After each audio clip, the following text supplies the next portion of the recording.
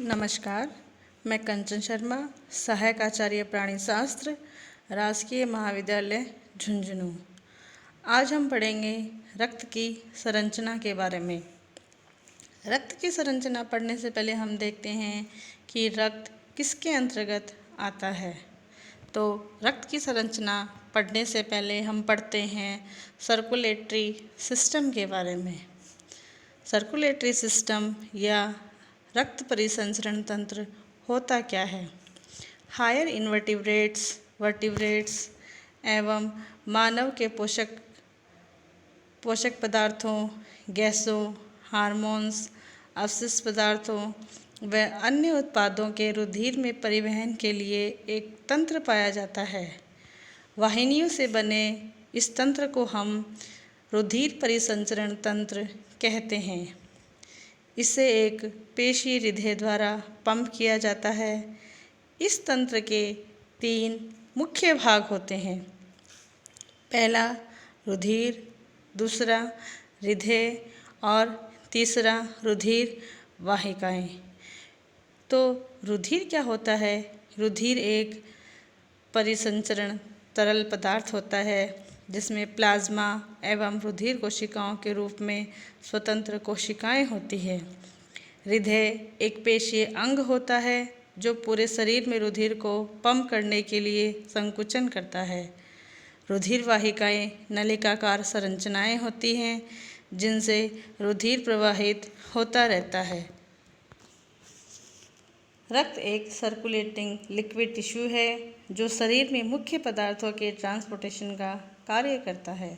सामान्य वयस्क मनुष्य में लगभग 5 लीटर रुधिर पाया जाता है जो शारीरिक भार का लगभग 6 से 7.5% भी बनता है।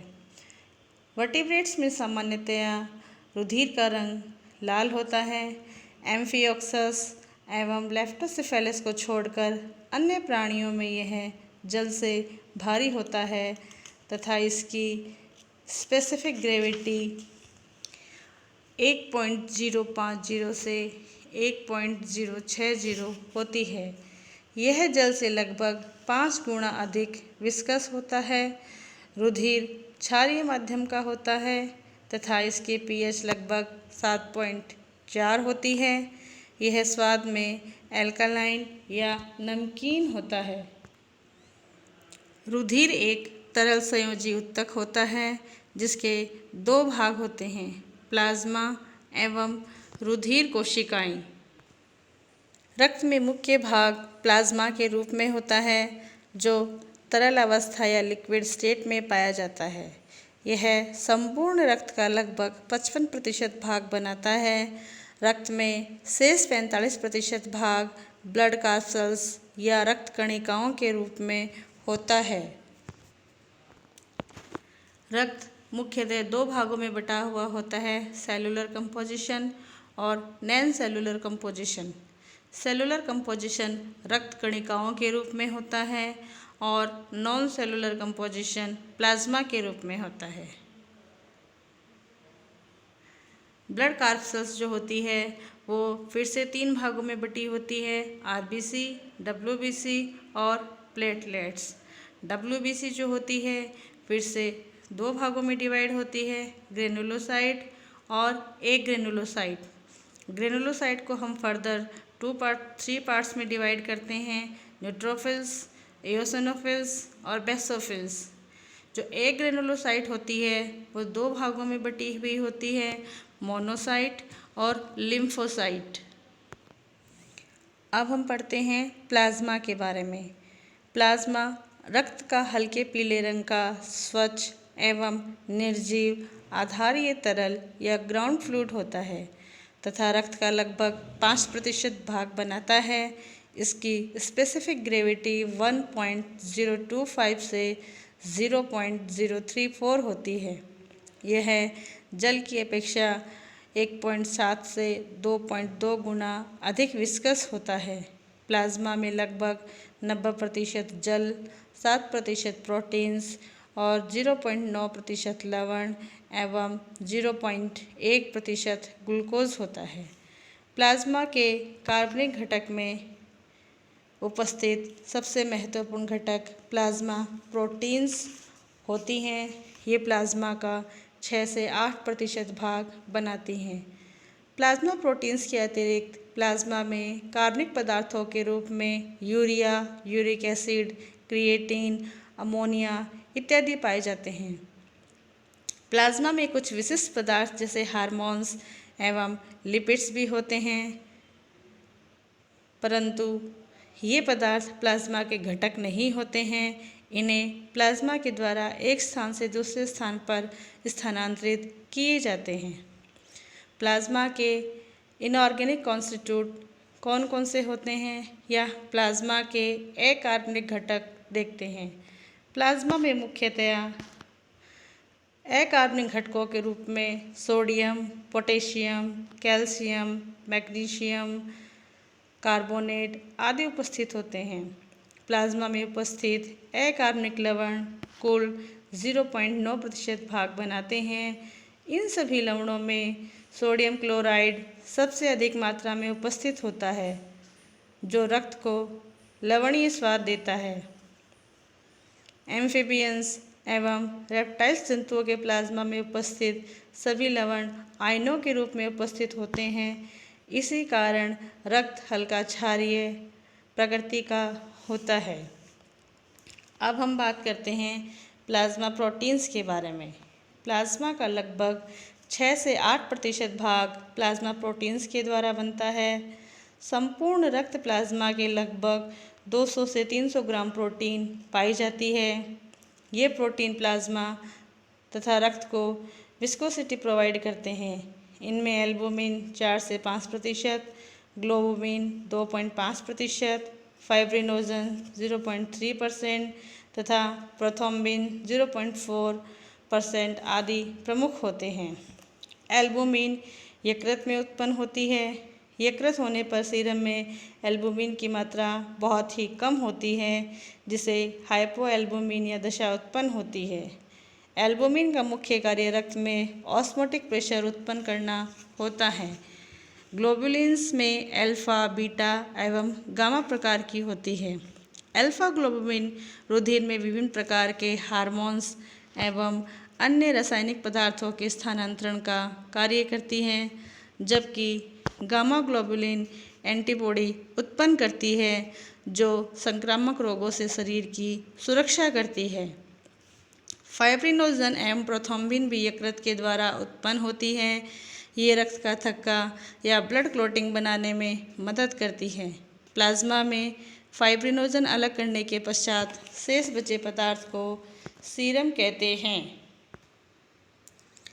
अब हम बात करते हैं रुधिर कोशिकाओं, ब्लड सेल्स या ब्लड कैप्सूल्स के बारे में। रुधिर कोशिकाएं प्लाज्मा में तैरती हुई पाई जाती हैं। ये रुधिर के आयतन का लगभग 45% भाग बनाती है। रुधिर कोशिकाओं की प्रतिशतता को हम हेमेटोक्रिटिक वैल्यू कहते हैं। रुधिर कोशिकाएं 3 प्रकार की होती हैं, आरबीसी या इरिथ्रोसाइट या red blood capsules, leucocyte, white blood capsules या श्वेत रुधिर कणिकाएं। तीसरी जो होती हैं ब्लड प्लेटलेट्स या रुधिर पट्टिकाणु। अब हम देखते हैं कि आरबीसी किस प्रकार की होती है।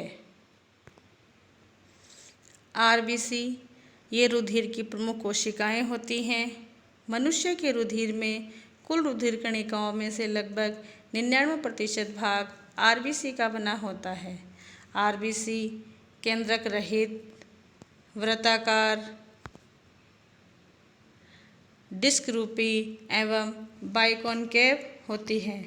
इनमें माइटोकॉन्ड्रिया का अभाव होता है। इनका व्यास 7 से 8 माइक्रोमीटर तथा मोटाई लगभग 2 माइक्रोमीटर की होती है। वयस्क पुरुष में इनकी संख्या लगभग 52 लाख प्रति घन मिलीमीटर और महिलाओं में लगभग 47 लाख प्रति घन मिलीमीटर होती है। इसके अंदर कोलाइडी आधात्री में हीमोग्लोबिन नामक की प्रोटीन पाई जाती है। हीमोग्लोबिन एक कॉन्जुगेटेड प्रोटीन होता है। यह श्वसन रंजक का कार्य करती है। हीमोग्लोबिन ऑक्सीजन के साथ उत्क्रमणीय क्रम में जुड़कर ऑक्सीहीमोग्लोबिन बनाती है। इसमें कार्बोनिक एनहाइड्रेज भी काफ़ी मात्रा में पाया जाता है। हीमोग्लोबिन के प्रत्येक अणु में 4 फेरस आयन युक्त हिम समूह हैं तथा 4 पॉलीपेप्टाइड श्रृंखलाएं होती है। हीमोग्लोबिन ऑक्सीजन के साथ उत्क्रमणीय क्रम में जुड़कर ऑक्सीहीमोग्लोबिन बनाता है। मनुष्य में हीमोग्लोबिन की औसत मात्रा 15 ग्राम प्रतिशत होती है। हीमोग्लोबिन के कारण ही रुधिर का रंग लाल होता है। रक्त का निर्माण अस्थि मज्जा में होता है। इनका जीवन काल लगभग 120 दिन होता है। वृद्ध एवं कमज़ोर होने पर स्प्लीन एवं लीवर में इनका विघटन किया जाता है। हीमोग्लोबिन के प्रोटीन भाग को अमीनो अम्ल में तोड़ा जाता है। हिम समूह के फेरस को लीवर में संग्रहित कर लिया जाता है तथा शेष भाग को बिलिरुबिन एवं बिलिवर्डिन नामक के पित्तवर्णकों में परिवर्तित कर उत्सर्जित कर दिया जाता है। शरीर में इरिथ्रोसाइट्स के निर्माण की प्रक्रिया इरिथ्रोपोइसिस या हीमोपोइसिस कहलाती है। भ्रूणावस्था में द्वितीय माह तक इरिथ्रोसाइट का निर्माण यौगिक सैक द्वारा होता है। द्वितीय से 5वें महीने तक यह कार्य लीवर, स्प्लीन एवं थाइमस ग्रंथि द्वारा किया जाता है।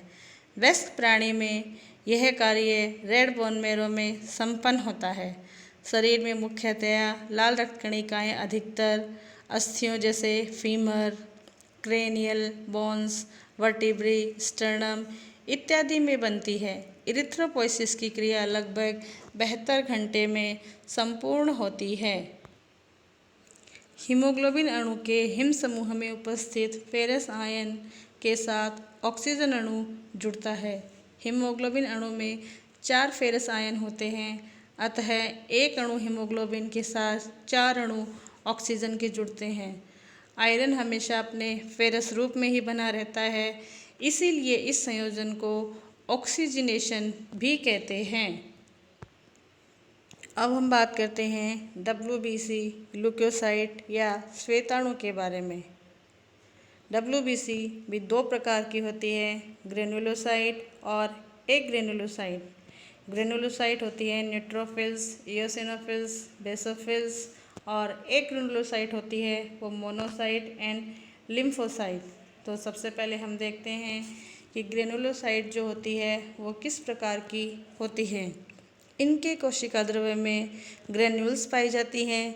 इनका केंद्रक पॉलीमॉर्फिक होने के कारण पॉलीमॉर्फोन्यूक्लियोसाइट भी कहलाता है। इनका केंद्रक कई लॉब्स के बना होता है। ये लॉब्स परस्पर तंतुमय भाग द्वारा जुड़े रहते हैं। इनका औसत आकार 10 से 12 माइक्रोन होता है। कुल WBC की संख्या का लगभग 65% भाग ये कोशिकाएँ होती हैं। अभिरंजन या स्टेनिंग के आधार पर इन्हें 3 प्रकार में बांटा गया है, न्यूट्रोफिल्स, इओसिनोफिल्स और बेसोफिल्स।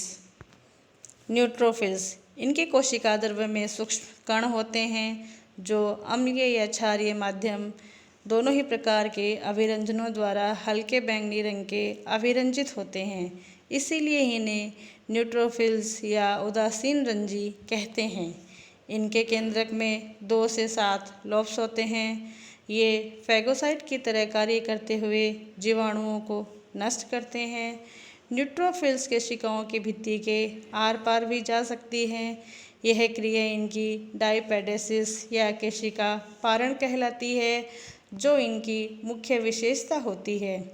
इस क्रिया के द्वारा ये अंतराली तरल या इंटरस्टिशियल फ्लूइड में आ जा सकती हैं तथा शोथ या इन्फ्लेमेशन के समय स्वतंत्रतापूर्वक टिश्यूज़ में भ्रमण करती हैं।